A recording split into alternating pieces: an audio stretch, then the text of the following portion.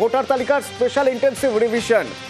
সেই রিভিশনে যাদের ম্যাপিংয়ে সমস্যা হচ্ছে তাদের ডাকা হচ্ছে হিয়ারিংয়ে, শুনানিতে। সেই শুনানি হিয়ারিংয়ের আজই ছিল শেষ দিন। সব কিছু ঠিকঠাক হলে চূড়ান্ত তালিকা 14ই ফেব্রুয়ারি, কিন্তু আজই শেষ দিন হিয়ারিংয়ের, এটা জোর দিয়ে বলা যাচ্ছে না। কারণ এখনো পর্যন্ত তথ্য বলছে হিয়ারিং শেষ করা সম্ভব হয়নি। বেশ কয়েক জায়গায়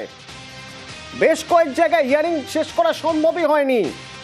কোন কোন জায়গায় বলা হচ্ছে বেশ কিছু বিধানসভায় হিয়ারিং শেষ করা যায়নি। আমার সঙ্গে সোমরাজ রয়েছে। সোমরাজ, আজই তো হিয়ারিংয়ের শেষ দিন ছিল, অর্থাৎ যদি সেদিক থেকে দেখতে হয় এটা একটা অত্যন্ত গুরুত্বপূর্ণ ধাপ ছিল স্পেশাল ইন্টেন্সিভ রিভিশনের, কিন্তু আজ শেষ করা গেল না কেন?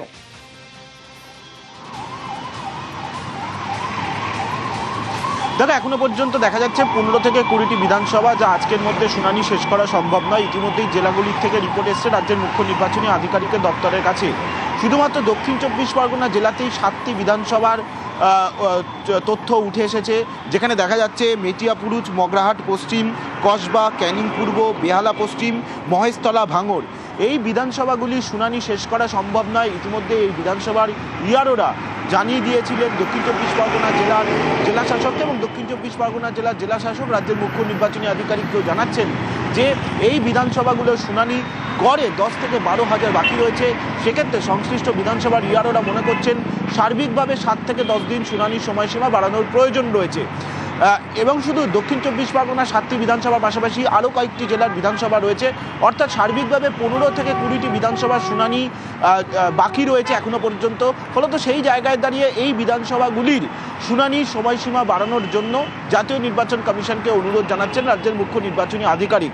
সার্বিকভাবে গোটা রাজ্যের জন্য নয়, শুধুমাত্র এই বিধানসভাগুলির শুনানির সময়সীমা যাতে বাড়ানো হয় সেই অনুরোধ জানানো হচ্ছে। যদিও এর প্রেক্ষিতে জাতীয় নির্বাচন কমিশন কি সিদ্ধান্ত নেবে সেটা জাতীয় নির্বাচন কমিশন ঠিক করবে, কিন্তু সিও এই প্রস্তাব পাঠাচ্ছে। কিন্তু সোমরাজ, তাই যদি হয়ে থাকে, এই প্রস্তাব যদি মেনে নিতে হয়, প্রথমত এই প্রস্তাব যদি না মানা হয় তাহলে এখন অনেকের হিয়ারিং বাকি রয়ে গেছে, তাদের জন্য অন্য কিছু ভাবতে হবে কমিশনকে। আর যদি এই প্রস্তাব মেনে নেওয়াই হয় তাহলে হিসেব করে দেখতে গেলে 14ই ফেব্রুয়ারি যে চূড়ান্ত ভোটার তালিকা প্রকাশের কথা ছিল তা তো সম্ভব হবে না, সেটাও তো পিছিয়ে যাবে।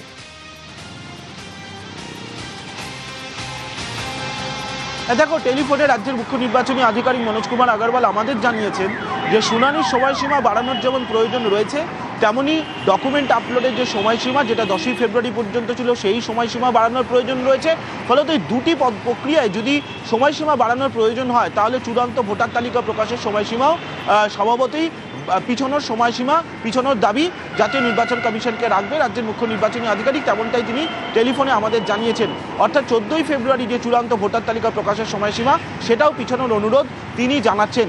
সার্বিকভাবে 3টি যে পর্যায়, সেই 3টি পর্যায়ে পিছনোর অনুরোধই রাজ্যের মুখ্য নির্বাচনী আধিকারিক জানাচ্ছেন জাতীয় নির্বাচন কমিশনকে। শুধুমাত্র 15 থেকে 20টি বিধানসভা শুনানির সময়সীমা পিছোতে তিনি বলছেন সার্বিকভাবে গোটা রাজ্যের জন্য নয়, কিন্তু ডকুমেন্ট আপলোডের ক্ষেত্রে দেখা যাচ্ছে একাধিক জেলার ডকুমেন্ট আপলোড এখনো বহু বাকি রয়েছে, সেগুলিও বাড়ানোর প্রয়োজন রয়েছে। অন্যদিকে ডকুমেন্ট আপলোডের পর ভেরিফিকেশন এবং সুপার চেকিং এই দুটি করতে আরও কিছুটা সময় লাগবে। তাই চূড়ান্ত ভোটার তালিকা প্রকাশের সময়সীমা পিছনোর প্রয়োজন বলেও মনে করেন রাজ্যের মুখ্য নির্বাচনী আধিকারিক, এবং এই 3টি পর্যায়ে যাতে পিছনো হয় সেই প্রস্তাব জাতীয় নির্বাচন কমিশনকে দিচ্ছেন রাজ্যের মুখ্য নির্বাচনী আধিকারিক। সোমনাথ, সঙ্গে থাকো। আরও একটি বিষয় প্রত্যেকেরই হয়তো আপনাদের মাথায় ঘুরছে, এই স্পেশাল ইন্টেন্সিভ রিভিশন চূড়ান্ত তালিকা প্রকাশ হবে, সেই চূড়ান্ত তালিকায় যদি দেখা যায় ভোটার লিস্টে আপনার নাম নেই তাহলে আপনি কি করবেন? কি করার উপায় থাকছে আপনার কাছে? আপনার যে নাম সেখানে নেই, কেন নেই? আপনি তো ধন্দে পড়ে যাবেন। তাহলে আপনি জানবেন কিভাবে আপনার নাম কেন নেই? সোমরাজ, সেক্ষেত্রে উপায় কি?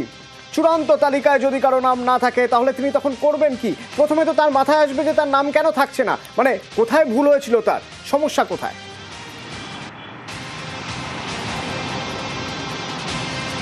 একদমই, দেখো, যেটা নির্বাচন কমিশন সিদ্ধান্ত নিয়েছে চূড়ান্ত ভোটার তালিকা প্রকাশের পর যাদের নাম থাকবে না চূড়ান্ত ভোটার তালিকায় তাদের কাছে বা সংশ্লিষ্ট ব্যক্তিদের কাছে নির্বাচন কমিশন চিঠি দিয়ে জানিয়ে দেবে যে কেন সংশ্লিষ্ট ব্যক্তির নাম ভোটার তালিকায় নেই। সেই ব্যক্তির কাছেই চিঠিটি পৌঁছে যাবে। তিনি যে ঠিকানা এনামুরেশন ফর্মে দিয়েছিলেন সেই ঠিকানাতেই চিঠি পৌঁছে যাবে যে কেন তার নাম বাদ, তিনি অনুপস্থিত থাকলেন, নাকি তিনি যে ডকুমেন্টগুলি দিয়েছিলেন সেই ডকুমেন্টগুলি বৈধ ছিল না, নাকি জাতীয় নির্বাচন কমিশনের গাইডলাইনের বাইরে গিয়ে তিনি অন্য কোনো ডকুমেন্ট দিয়েছিলেন। কী কারণে তার নাম বাদ গেল চূড়ান্ত ভোটার তালিকা থেকে তা জানিয়ে দেওয়া হবে নির্বাচন কমিশনের তরফে সংশ্লিষ্ট ব্যক্তিকে। কমিশন সিদ্ধান্ত নিয়েছে। দ্বিতীয়ত, চূড়ান্ত ভোটার তালিকায় যদি নাম না থাকে তাহলে ভোটের 5 দিন আগে পর্যন্ত সংশ্লিষ্ট ব্যক্তির কাছে সুযোগ থাকবে আবেদন জানানোর সুযোগ থাকবে মুখ্য নির্বাচনী আধিকারিকের কাছে, সংশ্লিষ্ট জেলা শাসকের কাছে। সেই আবেদন জানানোর পর সেই আবেদনের নিষ্পত্তি জেলাশাসক করবেন। জেলাশাসকের নিষ্পত্তির পরও মুখ্য নির্বাচনী আধিকারিকের হাতে সেই ক্ষমতা রয়েছে সেই অভিযোগের বা সেই আবেদনের নিষ্পত্তি করার। তৃতীয়ত, যাদের নাম চূড়ান্ত ভোটার তালিকা থেকে বাদ পড়বে সেই তালিকা বুথ ভিত্তিক টাঙানো হবে। অর্থাৎ যেমন আমরা দেখেছিলাম চূড়ান্ত খসড়া ভোটের তালিকা বুথ ধরে টাঙানো হয়েছিল, এসডিডি লিস্ট বুথ ধরে টাঙানো হয়েছিল, তেমনি চূড়ান্ত ভোটার তালিকা প্রকাশের পর কাদের নাম বাদ পড়ল বুথ ভিত্তিক সেই তালিকাও প্রত্যেক বুথে টাঙিয়ে দেওয়া হবে জাতীয় নির্বাচন কমিশনের তরফে। এই 3টি সিদ্ধান্ত নেওয়া হয়েছে কমিশনের তরফে। ধন্যবাদ সোমরাজ। আর এদিকে বেহালায় হিয়ারিং সব হয়ে গেছে, এর মাঝখানে আবার একটা ধরনের ফর্ম বিলি করা হচ্ছে, বাংলায় লেখা একটা ফর্ম, এবং যে ফর্ম নিয়ে রীতিমতো টেনশন শুরু হয়ে গেছে মানুষের মধ্যে। এটা আবার কি? এখন আবার কিসের ফর্ম? এই ফর্ম নিয়ে কি করবেন? কোথায় জমা দেবেন? কিভাবে জমা দেবেন? নির্বাচন কমিশন বা জেলা শাসকের সরকারি কোনো উল্লেখ তো নেই এই ফর্মে। বলা হচ্ছে যে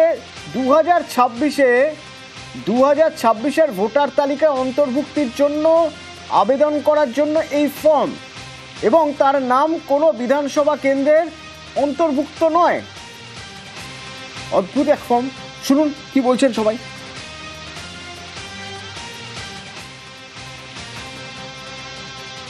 আমাকে ফোন করা হয়েছে, বিএলএফ মেয়েটা আমাকে ফোন করেছে, আমি গেছি ওনার বাড়িতে, যেতে আমাকে এই ফর্মটা দিয়েছে। আমি এত বছর, এটা আমার বাবার বাড়ি, আমি এখানে আছি, আমার মেয়েকে মানুষ করেছি, রক্ষিণীতে আমার মেয়ে পড়তো, সেই মেয়ের বিয়ে হয়ে গেছে। এখন এই বয়সে আমাকে কেন নিয়ে টানাটানি হচ্ছে? আমি কাউন্সিলরের কাছে এসেছি, কাউন্সিলর বলছে এটা আপনি সই করবেন না। মনে হচ্ছে দেখে যে আমি এত বছর যে ভোটটা দিলাম তার কি কোনো ইয়ে নেই? দেশের নাগরিক নয় আমি? 48 পার্টে আমাদের যে বিএলও আছে কিছু লোককে কিছু ফর্ম বাংলাতে ফর্ম দিয়েছে, এবং ফর্মটার ক্ষেত্রে দেখা যাচ্ছে যে কি বলছে যে 5 জনের নাম দিয়ে উনি কোথায় থাকেন না থাকেন দিয়ে আর একটা ডিক্লারেশন দিতে হচ্ছে, যেটা সব থেকে বেশি খারাপ লেগেছে। ওনার ওখানে লেখা আছে আমাদের কোনো জায়গায় কোনো ভোটের নাম নেই, 2026 সালে বেহালা পূর্ব বিধানসভা কেন্দ্রে আমাদের যেন নামটা তোলা হয়, এইটা ফর্মেট দিচ্ছে, এটা আমাদের বিএলও দিচ্ছে। তো এর মধ্যে 4-5 জন লোক এসে আমাদের জিজ্ঞেস করেছে, আমরা তারপর থেকে খোঁজখবর নিয়ে দেখেছি এইটা ব্রেক, এইটা করার পেছনে গভীর ষড়যন্ত্র আছে, মানুষের নামটা কেটে দেওয়ার চক্রান্ত আর একটা নতুন করে করছে এটা। দেখুন, এই ফর্মটা যদি আপনি ভালোভাবে খেয়াল করেন দেখবেন যে এখানে নির্বাচন কমিশনের কোনো নাম উল্লেখ নেই।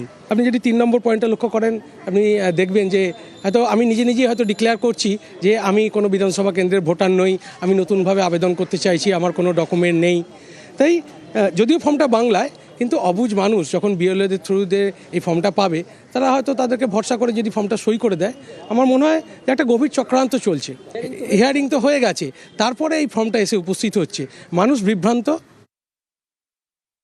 আমার কাছে সকাল থেকে অনেকবার এই নিয়ে ফোন এসেছে, আমি কথা বলেছি, এটা আমি কিছু করিনি, এটা ইআরও এন্ড থেকে এসছে। আপনারা একটা কাজ করুন, ওয়েবসাইটে ইআরও নাম্বার আছে, আমাদের ওয়ার্ড ওয়াইজ ওয়েবসাইটে দেওয়া আছে, আপনি ইআরও এর সাথে একটু কথা বলে নিন। আমাকে যেটা দেওয়া হয়েছে আমি সেটাই করেছি, ইআরও এন্ড থেকে এসছে। নির্বাচন কমিশনের নির্ধারিত শুনানির দিন শেষ হয়ে যাওয়ার পরেও সমস্যা কাটছে না। এবার জল্পনা বাংলায় লেখা ফর্ম ঘিরে, বিএলওদের মাধ্যমে বিলি করা হচ্ছে সেই ফর্ম, আর এই ফর্ম ঘিরেই নতুন আতঙ্ক বেহালায়। ক্যামেরায় রাজীব সিংয়ের সঙ্গে বিশ্বজিৎ, নিউজ 18 বাংলা। এদিকে বাদুড়িয়ায় বিএলও অফিসে ধুমধুমার কাণ্ড, নির্বাচনের কাজ যারা করছিলেন তাদের বেধড়ক মারধর করা হলো। কেন না যারা জীবিত তাদেরও নাকি মৃত দেখানো হয়েছে। ভাবুন, দেখুন অবস্থা দেখুন।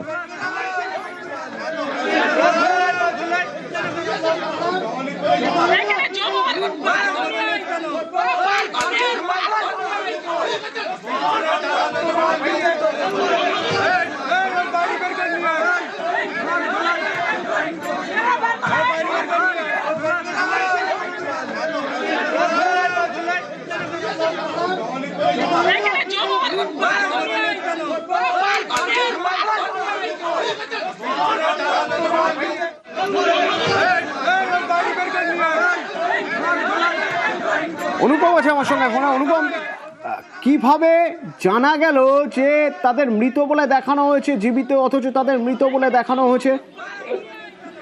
দেখো অতনু, এই যে জীবিত তাদেরকে মৃত বলে দেখানো হয়েছে, 7 নম্বর ফর্ম জমা দিয়ে এখানে বাদুড়িয়ার যে 45 নম্বর বুথ, সেই 45 নম্বর বুথে 45 জনকে 7 নম্বর ফর্ম নিয়ে অভিযোগ করা হয়েছে। এবং তারপরেই এসআইআর এর যে হিয়ারিং এর যে নোটিশ, সেই নোটিশ যায় এই 45 জনের বাড়িতে। এই 45 জনের মধ্যে 33 জনকে মৃত দেখানো হয়েছে এবং 12 জনকে দেখানো হয়েছে তাদের দু জায়গায় তাদের ভোটার, এবং এই কারণে তাদের যাতে ভোটার লিস্টে থেকে তাদের নাম না ওঠে এমনটাই দেখানো হয়েছে। এবং এই যে এসআইআর এর যে নোটিশ যাওয়ার পরে এই 45 জন তারা ইলেকশন কমিশনের দপ্তরে যান, অর্থাৎ বাদুড়িয়া যে বিডিও অফিস সেখানে যান, গিয়ে তারা তাদেরকে জীবিত তাদের প্রমাণ সব দাখিল করেন এবং তারপরেই কিন্তু তারা ক্ষোভে ফেটে পড়ে এবং বাদুড়িয়া বিডিও অফিসের সামনে রীতিমতো বিক্ষোভ দেখাতে শুরু করে। তারপরে বাদুড়িয়া বিডিও অফিসের ভেতরে গিয়ে ইলেকশন দপ্তরের যে আধিকারিক তাকে ঘিরে বিক্ষোভ দেখায়। এক কথায় বলা যেতে পারে যে ইলেকশন দপ্তরের ভেতরে রীতিমতো উত্তেজনা তৈরি হয় এবং ইলেকশন দপ্তরের যে আধিকারিক তাকে ঘিরে রীতিমতো বিক্ষোভ দেখায় এবং রীতিমতো উত্তেজনা তৈরি হয় দপ্তরের মধ্যেই। এবং তারপরে তারা বাইরে বেরিয়ে এসে তারা যেটা অভিযোগ দায়ের করে, যেটা করে যে বিজেপি সরাসরি ভাবে ইলেকশন কমিশনকে দিয়ে ইচ্ছাকৃতভাবে সাধারণ মানুষকে হয়রানি করছে। এই যে 7 নম্বর ফর্মটাকে সামনে রেখে 7 নম্বর ফর্ম দিয়ে জীবিত মানুষকে মৃত বানানোর চেষ্টা করছে, ভোটার লিস্ট থেকে নাম বাদ দেওয়ার চেষ্টা করছে। এই পরিকল্পনা করছে সাধারণ মানুষ হ্যারাসমেন্ট হচ্ছে। এর থেকে বিরত হোক বা এতে ইলেকশন কমিশন এর থেকে বিরত থাকুক, নাহলে আরো সাধারণ মানুষ যারা আছে তারা খুবই রীতিমতো চাপের মধ্যে পড়বে বা তারা অশান্তির মধ্যে পড়বে, তাদের কাজ ভিডিওর বক্তব্য শুনবো, তবে তার আগে যারা অভিযোগ করছেন তাদের বক্তব্য শুনবো। 45 জন ভোটারকে মৃত দেখানো হয়েছে, 33 জনকে মৃত, 12 জনকে ডবল দেখানো হয়েছে। বিজেপির মন্ডল সভাপতি দীপক মন্ডল এই জঘন্য কাজটা করেছে, ফর্ম 7 জমা দিয়েছে। ঠিক আছে, তার জন্য বিডিও অফিসে এসেছি, বিডিওর কাছে দীপক মন্ডলের এগেনস্টে কঠোর ব্যবস্থা নেয় প্রশাসন, তার জন্য আমরা এখানে এসেছি। আমাদের তো মৃত্যু ঘোষণা করতেছে, তা আমরা জীবিত আছি কি দেখা চাইছি বিডিও সাহেবের কাছে। কারা করলে এটা? বিজেপির লিডার। আমি চাই শাস্তি। একটা মব এসেছিল, একটু সমস্যা হয়েছিল, ওটা আমরা দেখছি কি প্রয়োজনীয় স্টেপ যা যা লাগবে আমরা নেব। কিন্তু এই যে নির্বাচনের কাজে যুক্ত থাকা একজন আধিকারিকের প্রতি এইভাবে ধাক্কাধাক্কি করা, তার সাথে তর্কাতর্কি করা, তার উত্তেজনার পরিবেশ, এটা আপনি কি আপনার উচ্চপদস্থ আধিকারিকদের জানাবেন? এই ফর্ম 7 জমা করেছেন, তিনি যদি প্রমাণ না করতে পারেন তার বিরুদ্ধে ব্যবস্থা নেবেন? নিশ্চয়ই, যা যা আইন কানুন মেনে করা যায় আমরা নিশ্চয়ই দেখব। অনুপ্রবেশকারী আছে বলতাম, যাদেরকে ভোটের মেশিনারি হিসেবে তৃণমূল কাজে লাগায়, সেটা প্রমাণ হয়ে যাচ্ছে। এখন ইচ্ছাকৃতভাবে কিছু ভুলভাল দেখিয়ে সেটা নিয়ে সারা পশ্চিমবঙ্গ জুড়ে একটা উত্তেজনার সৃষ্টি করা হচ্ছে, বিজেপির উপরে একটা আক্রোশ চালানোর চেষ্টা করা হচ্ছে। এটা একদম গুজব রটিয়ে বিজেপি কর্মীদের উপরে একটা হামলা চালানোর পরিবেশ সৃষ্টি করছে। ওদিকে দিগঙ্গার বিডিও অফিসে এক মহিলা কাঁদছেন, হাউ হাউ করে কাঁদছেন, নাম বাদ যেতে পারে এই আশঙ্কায়। আমরা তো মানুষ নাকি, খাওয়া না দাওয়া না কিছু না, 5টার সময় এসছি। কথা বলেছেন এই আরো সাহেবের সঙ্গে? হ্যাঁ বলেছি। জিয়াউল আছে আমার সঙ্গে। জিয়াউল, উনি কাঁদছেন কেন? ওনার কেন মনে হচ্ছে যে তার নাম বাদ যেতে পারে? একবার নির্বাচন কমিশন হিয়ারিং এর জন্য নোটিশ পাঠিয়েছে, একবার নয়, একবার দুবার তিনবার নোটিশ পাঠিয়েছে। আজকে 4th বারের জন্য তাকে নোটিশ পাঠানো হয়েছে, কিন্তু আজকে তিনি বিডিও অফিসে এসে জানতে পারেন যে তার নাম কোন রকম ভাবে ভোটার লিস্টে উঠবে না। কেন উঠবে না? যেহেতু একেবারে 2002 সালে তার মায়ের সঙ্গে অর্থাৎ ম্যাপিং এর সমস্যা হচ্ছে, ফলে সেই জন্য নাম উঠবে না। এটা একদম স্পষ্ট ভাষায় মহিলাকে জানিয়ে দেওয়া হয়। কিন্তু মহিলার যেটা বক্তব্য যে তার স্বামীর নাম রয়েছে 2002 সালে, এবং তিনি এবারেও হিয়ারিং এর সেন্টারে এসেছিল, শুনানি হয়েছে, তার 2 ছেলে, তাদেরও হিয়ারিং হচ্ছে। তাহলে তাদের যদি নাম থাকে, তাদের নাম যদি কোনো বাদ সমস্যা না হয়, তাহলে এই পার্বতী চক্রবর্তী তার কেন নাম বাদ যাবে? এবং এ নিয়ে একাধিক অর্থাৎ যে সমস্ত নির্বাচন কমিশনের আধিকারিকরা ছিলেন তাদের কাছে জানতে চায়, কিন্তু সেখানে স্পষ্ট করে দেওয়া হয় যে শুধুমাত্র তার মায়ের সঙ্গে ম্যাপিং হচ্ছে না, এই জন্যই তাকে স্পষ্ট করে উল্লেখ করে দেওয়া হয় যে আপনার নাম বাদ যাবে, ফলে আপনি পরবর্তী ভোটার হতে পারবেন না। এমনটাও জানা। এই কথা শোনার পরে তিনি কান্নায় ভেঙে পড়েন। তাহলে কি এই দেশ থেকে তাকে বিতরণ করতে পারে নির্বাচন কমিশন? তার কারণ এই ধরনের বিভিন্ন রকম ভাবে একটা গুজব যে রয়েছে, এবং তার পরিবার যেহেতু এখানকার বাসিন্দা, তাদের নাম থাকলেও তার নাম কেন বাদ গেল, কিভাবে চক্রান্ত করে বাদ দেওয়া হলো, এই একাধিক এই অভিযোগ তুলে কিন্তু তিনি কান্নায় ভেঙে পড়েন। এবং শুধুমাত্র তার যে যাতে নাম বাদ না যায় সেই জন্য তিনি একবার দুবার তিনবার 4 বার হিয়ারিং এ ডাকা হয়েছে, কিন্তু তারপরেও সেই নাম বাদ যাওয়ার একটা আশঙ্কা এবং তাকে জানানো হয়েছে। একবার শুনবো কি বলছেন। এখন আমি কি করব? ওরা তো মুখের ওপরেই বলে দিচ্ছে যে নাম উঠবে না। কেন উঠবে না? কেন বলছে এই কাগজপত্র হবে না। আমরা তো দিদিমার কাছেই মানুষ। আপনার বাবা মা ছোটবেলায় মারা গেছে, আমার বোনের হয়ে গেছে, তা আমার হচ্ছে না কেন?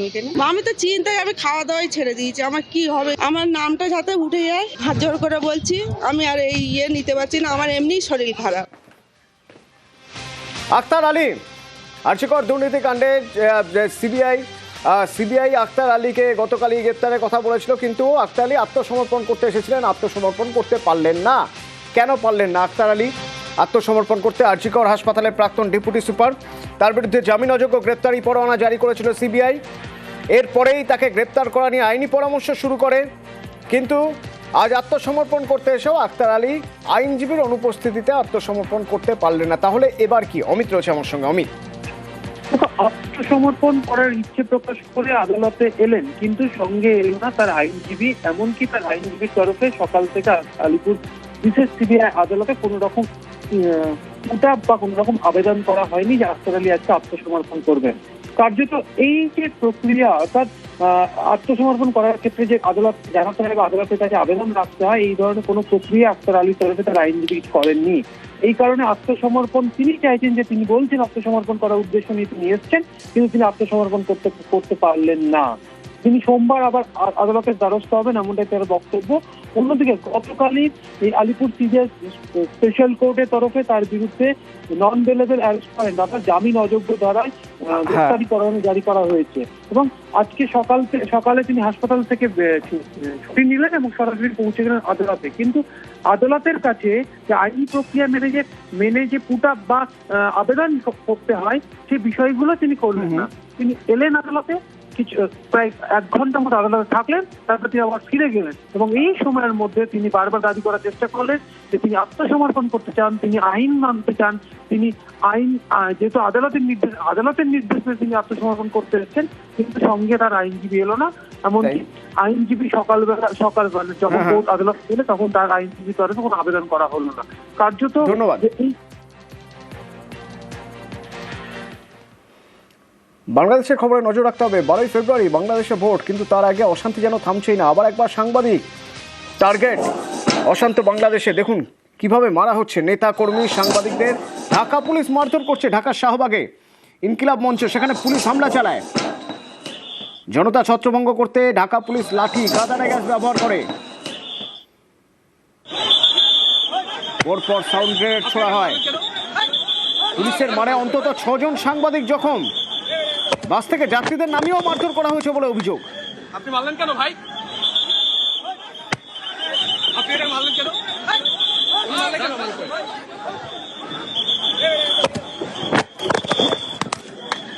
আপনি মারলেন কেন ভাই? আপনি এটা মারলেন কেন?